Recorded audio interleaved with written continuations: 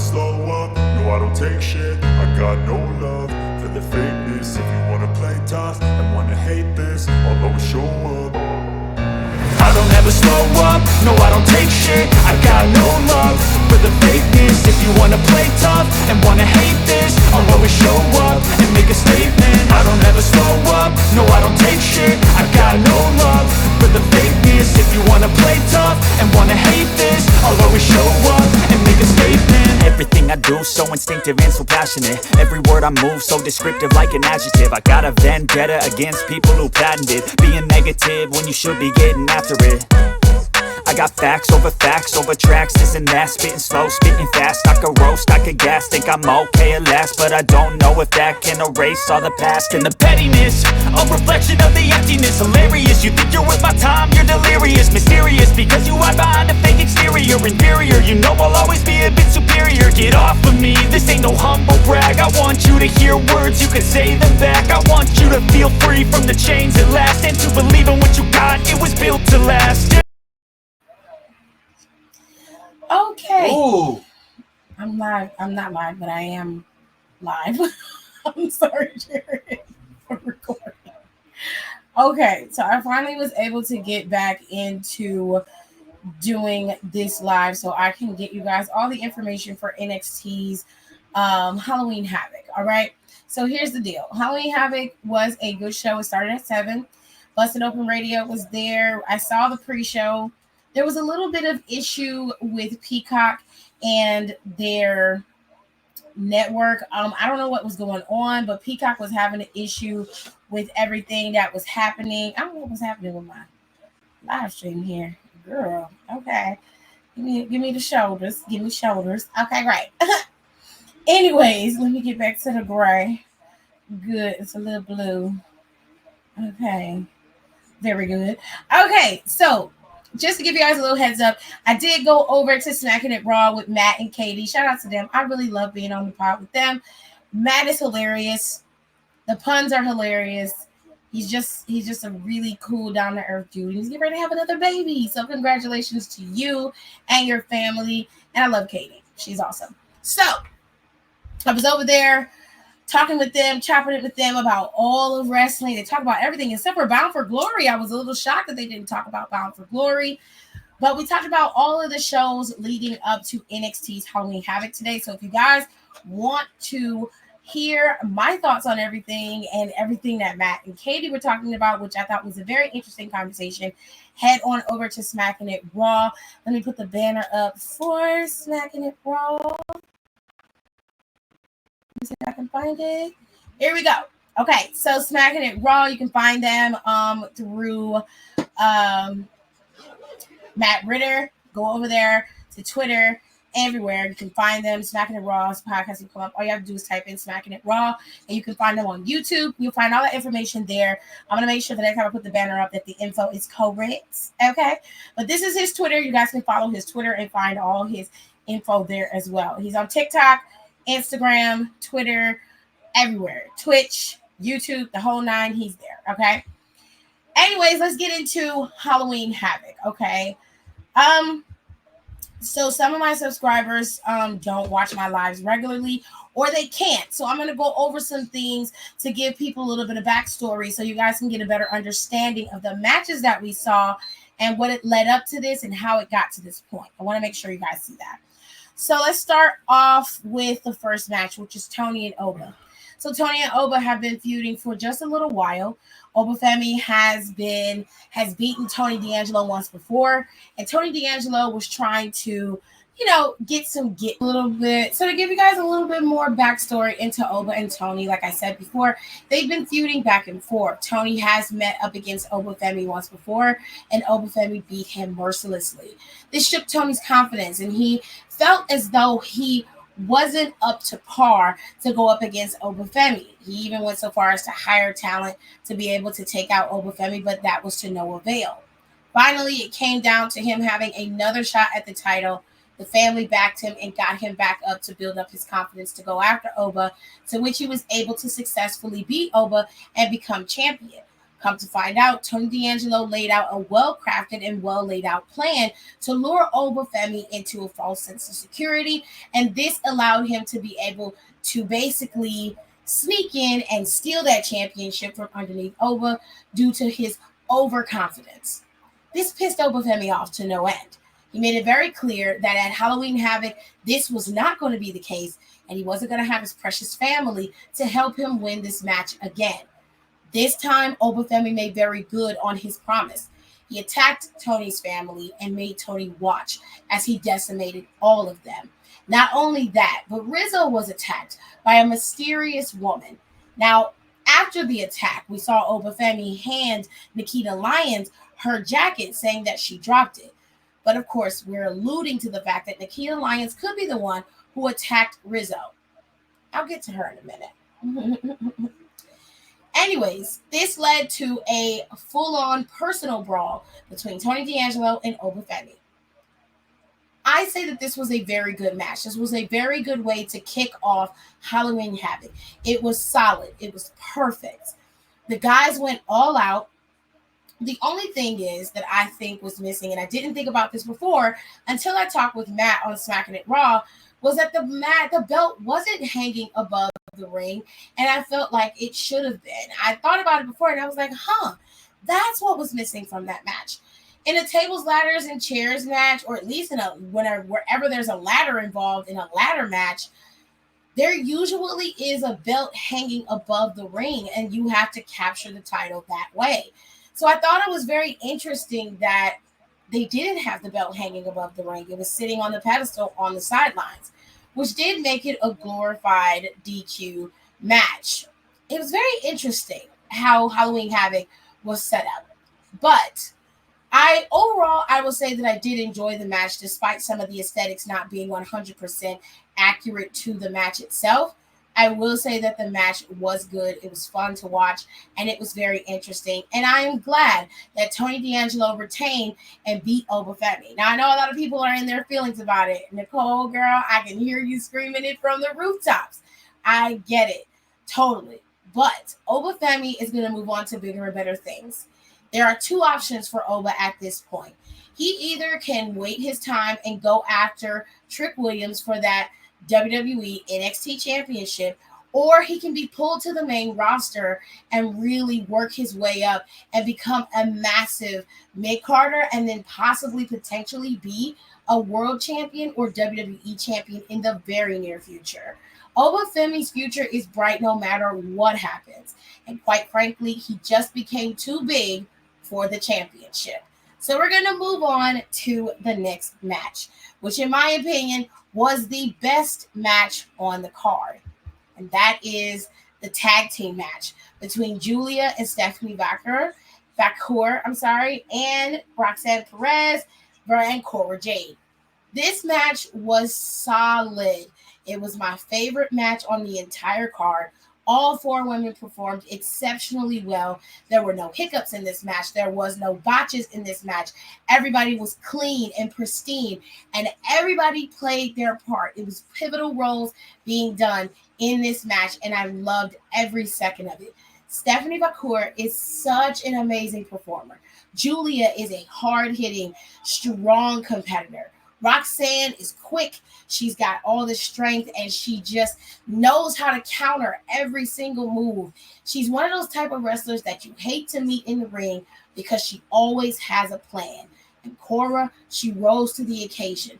Her counterparts are obviously better than her, but she was able to make sure she was seen and also look like she was a contender for whatever championship she decides to go after. Cora looked great. All four women did exceptionally well, and Giulia and Stephanie ultimately was able to pick up the win. Now, if you don't know the backstory between Giulia, Roxanne, Cora, and Stephanie, it's fairly simple. The first time that Giulia and Roxanne ever met, Cora Jade interfered in their matchup, and because of that, Giulia had to go and get some backup. So Giulia relied on an old friend in Stephanie Vaquer. They wrestled all over the world, and more specifically, they've wrestled in New Japan against each other. And because after that, they became very good friends.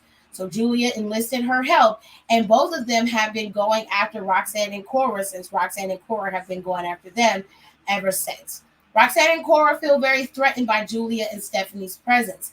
They know that these two women are some of the strongest competitors that NXT has ever seen.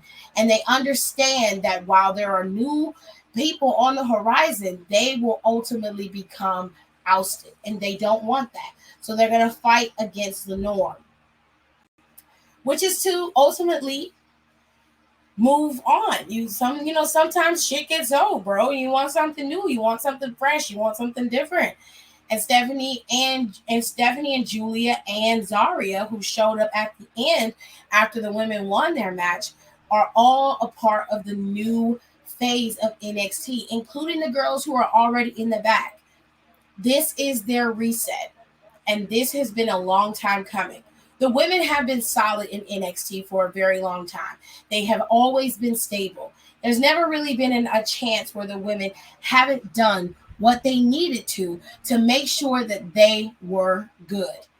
But there's always room for improvement. And in my opinion, stronger women, stronger competitors, and stronger rivalries and feuds in the women's division is where it's at. And the only way to do that is to strengthen the division by adding new people. And that is exactly what Shawn Michaels has been doing. And this right here is definitely something you don't want to miss, because you will miss out on some instant classics that are coming down the pike. And as soon as they come, you're going to feel left out. And that FOMO is going to be real. So I suggest that you guys knuckle down and get into NXT now before you miss the boat. Let's move on to the next match. I want to say the next match was the ambulance match between Andre Chase and Ridge Holland. Now, this backstory has been retold over and over again, but just to give you guys a quick synopsis. Ridge Holland joined Chase U. They welcomed him with open arms, as they do anybody who wants to join Chase U. And as soon as Ridge Holland didn't get what he wanted in terms of a retaining of the tag team titles, Ridge Holland turned on Chase U. He beat the hell out of Andre Chase, he beat the hell out of Duke Hudson, and he attempted to beat the hell out of Riley Osborne. But it didn't work out that way.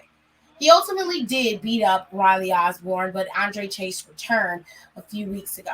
And he made it very clear that he was going after Ridge Holland, and they were going to be finally meeting in an ambulance match.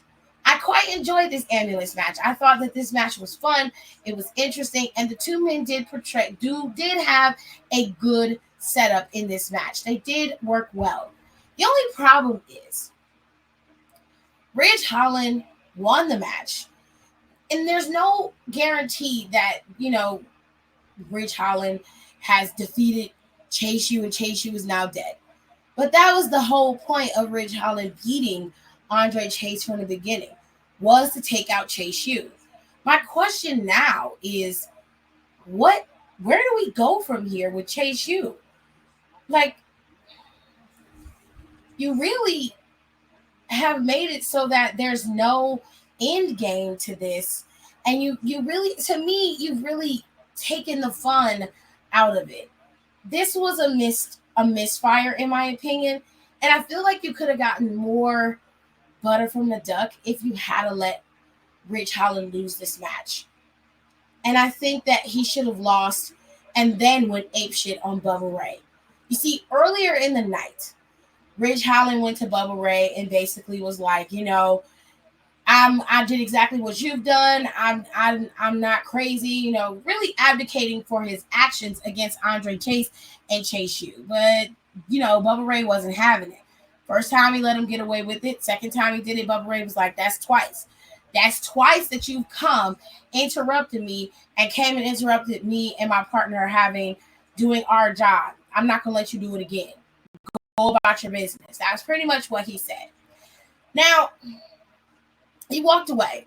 I kind of wish that Ridge Holland lost the match, overheard Bubba Ray talking smack about him, and then he went to him, and then that's where this fight came from.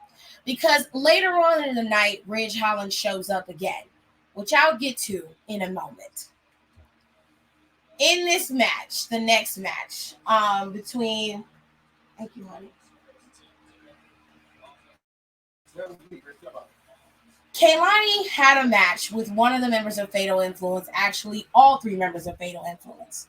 Kelani ended up having a gauntlet match with all three members, and she also ended up losing her championship because of it. Fatal Influence has decided that Kelani was the best shot at them having some power and control in this company, right? But that didn't last too long either. Kelani ended up losing her title in a gauntlet match against all three members. It started off with Jasmine, the weakest of the three, went to JC, and then Fallon.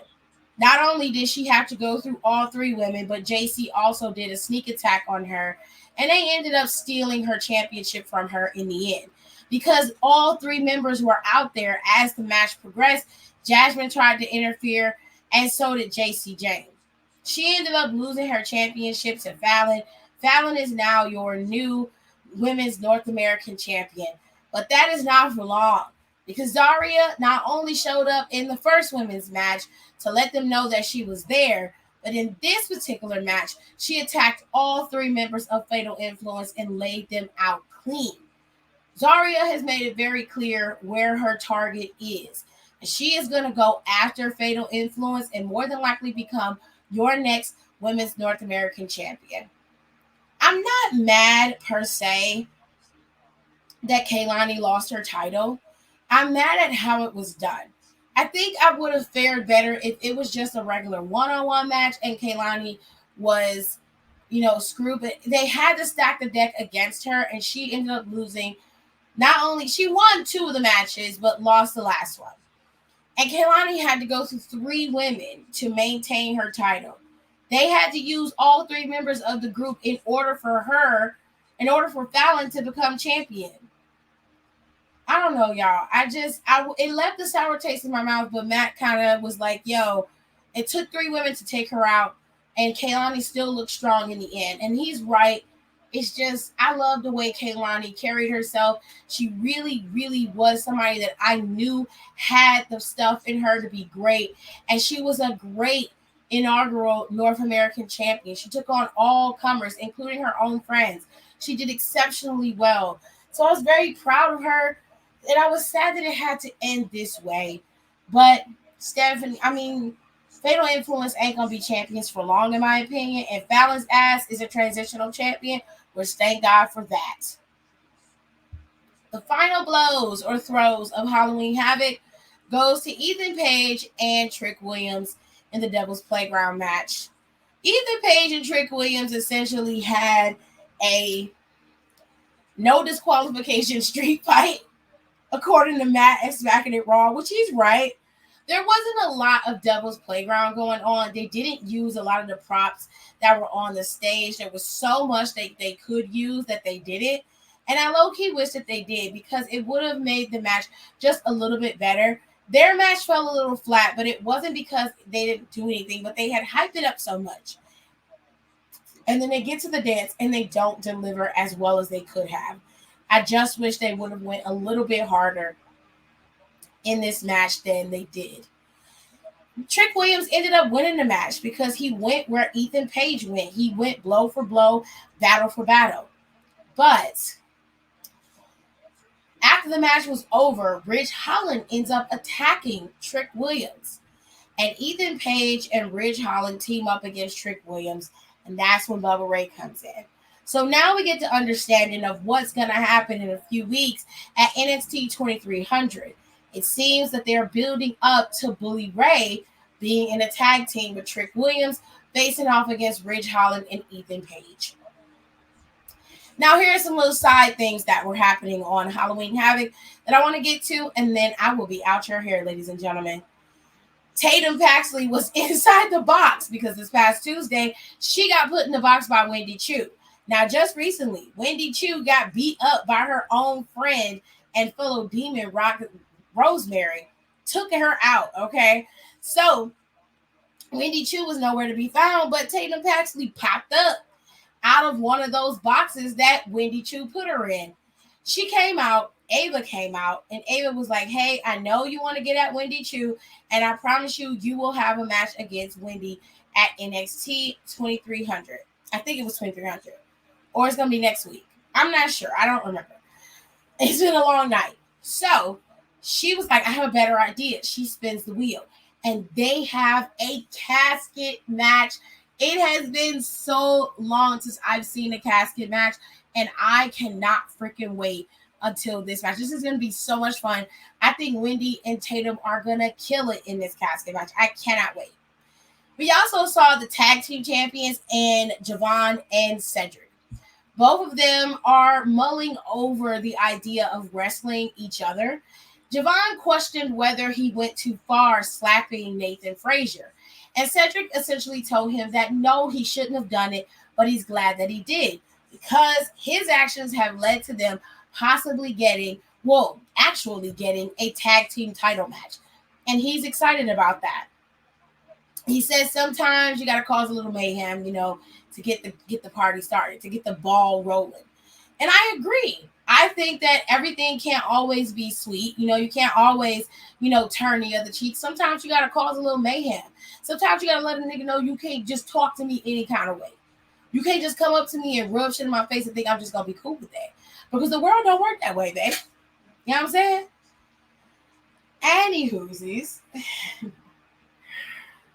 Also, we saw Nathan Frazier and Axiom talking it out, and it didn't seem that Frazier and Axiom are on the same page.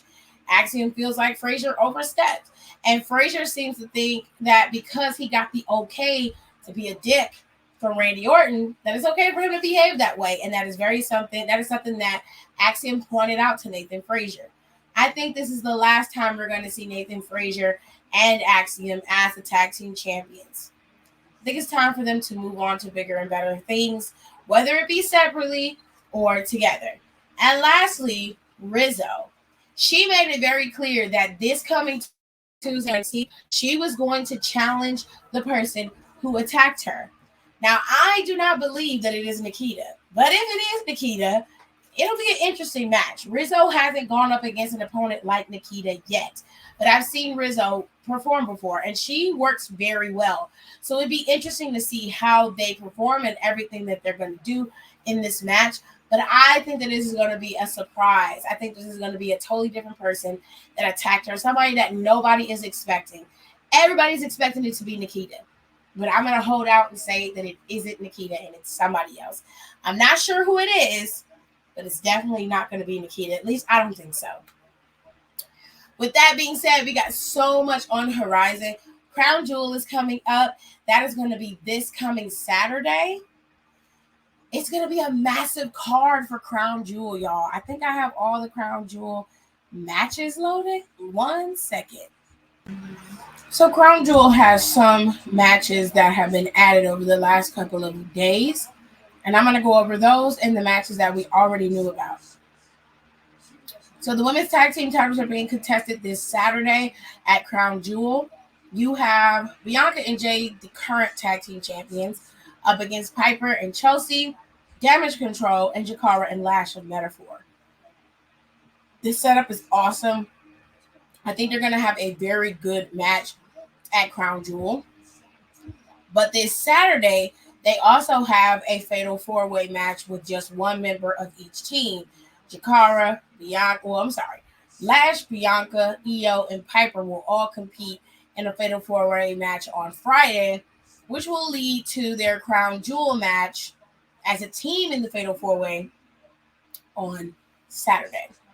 Crown Jewel starts at 1 p.m. Eastern Standard Time. Please remember that because the playback for Crown Jewel or for PLEs in general are a little weird on Peacock. So if you miss the time, you will miss Crown Jewel in its entirety. It starts at 1 p.m. Don't forget that. Moving on, this past Friday, LA Knight sealed his fate when he interfered in the Game 7 of the Best in 7 series between Andrade and Carmelo Anthony Hayes. Carmelo Hayes. Look, I said Game 7, all right? It's basketball. I can't help it. It's Carmelo Hayes.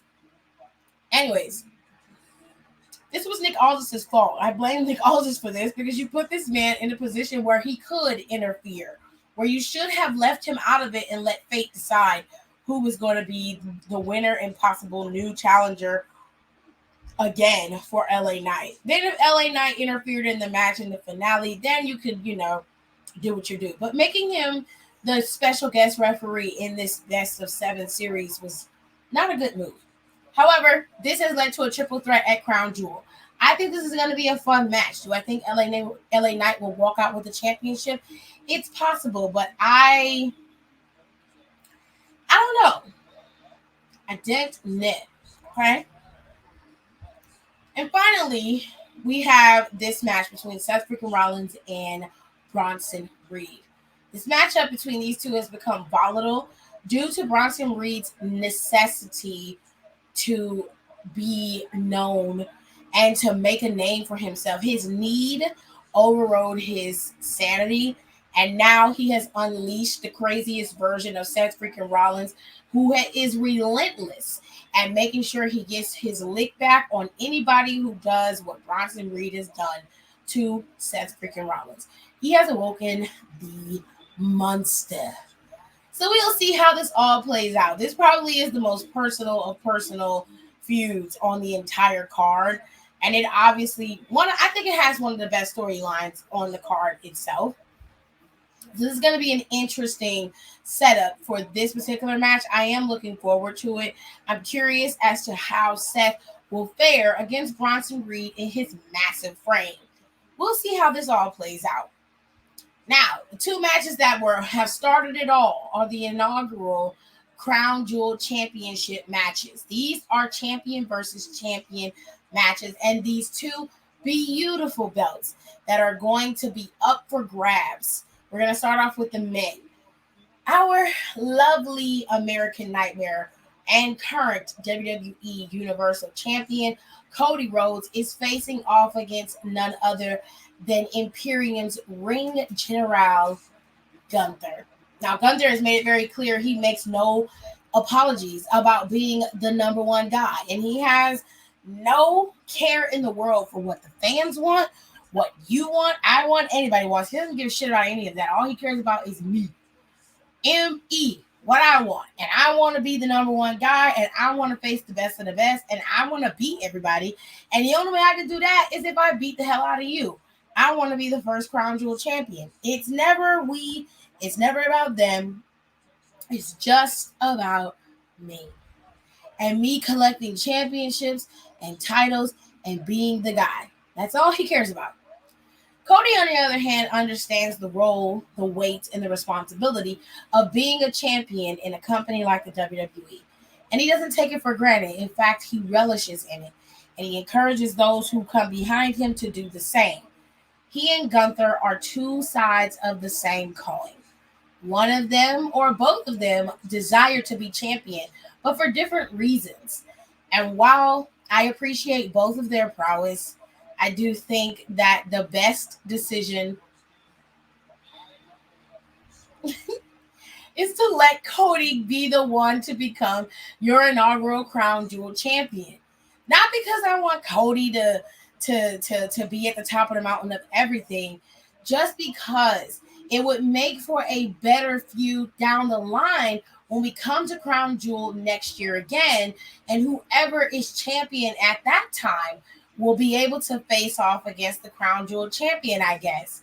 Or maybe they'll have some type of tournament to decide who takes on the current Crown Jewel champion. Who knows how they're going to defend this championship going forward. They've got a few more years left in Saudi, and they're probably going to renew that deal. Although with me, I probably would never renew that deal. But who knows how this is going to play out. However, I think it just would be interesting when Cody finally turns heel and becomes Homelander. We'll get to see a heel Crown Jewel champion, and that'll kind of be fun to see who would be the one to compete against a heel Cody Rhodes. I would absolutely love that. I don't know, though. I'm very curious as to how this would play out. I mean, Gunther is Gunther, and while I love Gunther, he's not high key entertaining in terms of storylines. He's very much a one note kind of guy. He picks you apart and makes fun of you like a typical bully. And then Gunther beats the hell out of you in the ring. Ring wise, he's very fun to watch in the ring. But setting up a story and then moving forward, Gunther isn't that type of guy. And I don't know, I like a little bit more excitement leading into Crown Jewel. Since this is one of those pay per views that a lot of people skip, I would like for them to make it so that it's unskippable. You know what I mean? Moving on to the final match, or the second match to this one. I guess you could say the sister match. It's the women's first ever Crown Jewel champion. And our reigning, defending WWE Women's Champion Nia Jax, the Annihilator, will face off against the ever cunning Liv Morgan, our current Women's World Champion. Now, these two, again, are two sides of the same coin. Both of them want to be champion for different reasons, and rightfully so. I mean, Nia Jax has earned the right to call herself champion. And while I understand and respect Nia's plight, Liv Morgan, while many disagree that she's earned her right, I'm one of them. She is the current women's champion, and she has a claim to this inaugural Crown Jewel championship as well. If I had to pick who I thought was going to win, I'm hoping it's Nia Jax that wins. I don't want Liv Morgan to have anything else to brag and laugh about on this damn show. I don't. Tired of seeing that woman in the bags under her eyes, cheesing with her mouth wide in front of everybody. I'm just sick of it. So give it to Nia. Let Nia have it. Let her flaunt herself, and she could be the Miss Get Bag and the big bitch on campus, okay? Give it to her. Give it all to her. I don't care. Just don't give it to Liv Morgan. Please. Spare me, goddammit. Spare me. Anyways, for now, these are all the matches that are on the card for Crown Jewel. I will give y'all my predictions quickly. Like I said, we got Nia Jax, Cody Rhodes. I'm going to reserve this one because I feel like this could go either way, and I'm very interested in this match. I think LA Knight will retain. He needs to have some more opponents. He's already beaten these two, and quite frankly, I do think because he's already beaten them, there's no need for this type of match. But I understand it. I get it. There was interference in both of the matches he had with both of these men. It's just, once I beat you, I don't want to see you again. And I feel like that LA Knight hasn't had a true opponent, a true villainous opponent yet, that he can go bar for bar and that actually causes him some discomfort. I really want that to happen. So I'm going to give it to LA Knight to retain. And then, of course, I don't know. The ball is not in Bianca and Jade's court in this one. They have a 25% chance of retaining their championships. And the last time they were in this style of match where there were more than just one opponent against them, they didn't fare well. They ended up losing those tag team titles. I don't know. I'm kind of hoping that of the latter, that these two retain and they move forward accordingly. I'm curious as to how this is going to play out because I think that Jade and Bianca will retain, and then I think I'm going to reserve what I think is going to happen next. But I want Jade and Bianca to retain at Crown Jewel, so this could lead to some other problems. I forgot a match. Randy Orton begged for this match with Kevin Owens, and Triple H reluctantly agreed to give Randy Orton this match against KO. KO seems to be a very unhinged, even more dangerous version of his former self. And it seems that he is hell-bent on exacting revenge on those who he believes has betrayed him to the utmost. And Randy Orton seems to be one of those people. Now, Triple H said that he did everything in his power to protect him from Kevin Owens, not protect Kevin Owens from Randy Orton. Randy Orton was like, listen, I don't want to hear that shit. I want a match with Kevin. End of the goddamn story. If you was in my shoes, you would be doing the same thing. So he gave him the match. He told him, remember, you asked for this. And that's where he left it. This leads me to believe that Kevin Owens is going to be even more unhinged than he was before. And quite frankly, he is going to be your next villain, your next big, massive villain is going to be none other than Kevin Owens. And it's been a very long time since KO has been his old villainous self. But I'm going to say that Kevin Owens is going to be even more vicious than he was before. And this new villain of Kevin is going to be even more hateful, cruel, and menacing, especially if Sami Zayn ends up joining back with the Bloodline to take on the new Bloodline. Oh, this is going to be poetic as to how this is going to play out for Kevin. With all that being said, ladies and gentlemen, let's get into the next set of PLEs that are going to be coming down the pike for WWE. So the next one is War Games. War Games is on another Saturday. It is November 30th, and it is going to be in Vancouver. All right. War Games is setting up nicely for both of the men's and women's War Games. I have a sneaky suspicion that in War Games is going to be Rhea Ripley and her team versus Liv Morgan and hers. You already know that Liv Morgan is going to have Raquel on her team, and there will probably be a few others, which I will make a video about that later on this week as to who I believe will be on the War Games teams and why they more than likely would be there. Detroit is plus 100. All right. So, like I said, Survivor Series is going to be in Vancouver on November 30th. We also have a full listing of the other PLEs for the next year. So, after Survivor Series is Main Event. Main Event is on December 14th, 2 days after my birthday. Happy birthday to me. And this is going to be likened to a PLE. So, this is definitely a premium live event, and everybody is welcome to watch, obviously. Then in February, on the 1st, is the Royal Rumble, and it's going to emanate live from Indianapolis. All right, this is going to be on February 1st. They've pushed this back in a couple of days because usually Royal Rumble is like on the 30th of January. So for it to be on February 1st is different. It's unprecedented for WWE to move their PLEs, especially the big ones like Royal Rumble. I'm sure there'll be a PLE in between Royal Rumble and WrestleMania, but the next big PLE is WrestleMania emanating from Vegas, which the 2-day tickets for the Vegas Mania are insane, and people are losing their goddamn minds. Okay? Hopefully, by the time Mania rolls around, the ticket prices will calm down, okay? But Ticketmaster is doing a number on people's wallets. And a lot of people are mad. They're blaming WWE, but Ticketmaster has something called dynamic pricing. And while I've been informed that they can request that Ticketmaster lower the prices, it's still at Ticketmaster's discretion to keep the prices at the price that they have set or lower them at the urgence of the actual event holders. I don't think that Ticketmaster has ever lowered the prices at the request of the event holder. There have been a number of artists that wanted those ticket prices lowered for their particular shows, and Ticketmaster doesn't listen. They go by the demand. The dynamic pricing model in development goes by the demand of the tickets. Mania is a hot commodity. It's second to only the Super Bowl, and it has only gotten bigger since Triple H has taken over. So before you blame WWE and say WWE is trying to dig in your pockets, they're not the ones selling the tickets. Ticketmaster is the one who has their dynamic pricing model, and this is what's causing the uprise in the tickets. The higher the demand,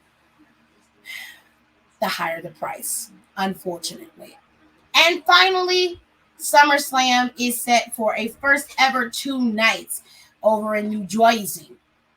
They paid almost $4 billion for the show. So I hope it's worth it. Y'all will never be Cleveland, but sure. Go off, sis. We love that for you. Saturday, August 2nd and Sunday, August 3rd in 2025. Thank you so much for listening to me rant and rave and ramble. I will see you guys tomorrow. Well, currently later on today because it's 1 o'clock in the morning. I'll see you guys then, and we'll be talking all about Monday Night Raw and everything that's been going on. And then we will do a recorded video for NXT so I can keep up with my posts and everything. But y'all make sure y'all come back. Come on back. Because we have a lot to talk about. Love yous. Bye. If you don't wanna see me,